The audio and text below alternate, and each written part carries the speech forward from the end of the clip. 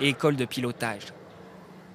Et justement, face à la demande toujours plus importante en énergie propre, les grands projets de parcs éoliennes se multiplient en Europe, mais aussi en Afrique, comme au Maroc, où plusieurs grands sites de turbines à vent ont vu le jour. Les éoliennes au pays du désert. Reportage sur place, Laurent Desbonnets, Stéphane Guillemot.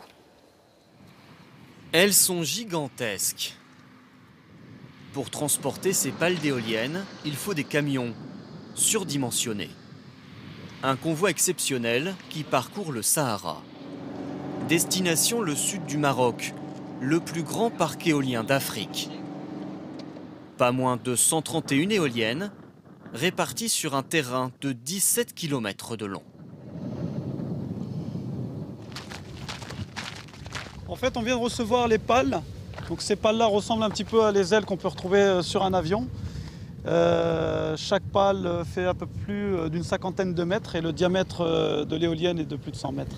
Comment mener un tel chantier au milieu des dunes et de la rocaille? Et surtout, pourquoi installer ces éoliennes ici, loin de toute grande ville? La réponse, c'est le vent. Il souffle ici presque en permanence. Du coup, chacune de ces éoliennes produit jusqu'à 2 fois plus d'électricité qu'une turbine similaire installée en Europe. Mais ce vent, c'est aussi un défi pour tous ceux qui travaillent ici.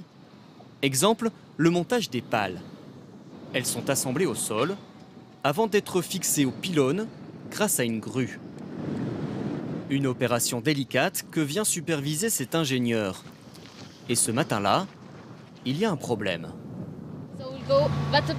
Alors, il y a un souci avec le vent. Qu'est-ce que dit l'anémomètre?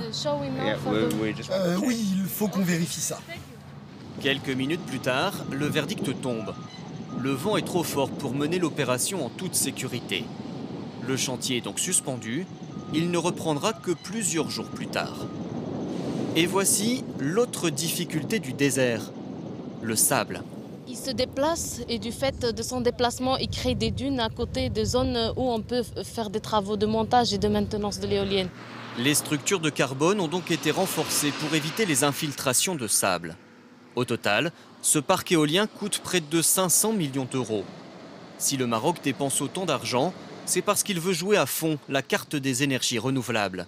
Objectif, que l'éolien et le solaire fournissent en 2020 42% de l'électricité du pays.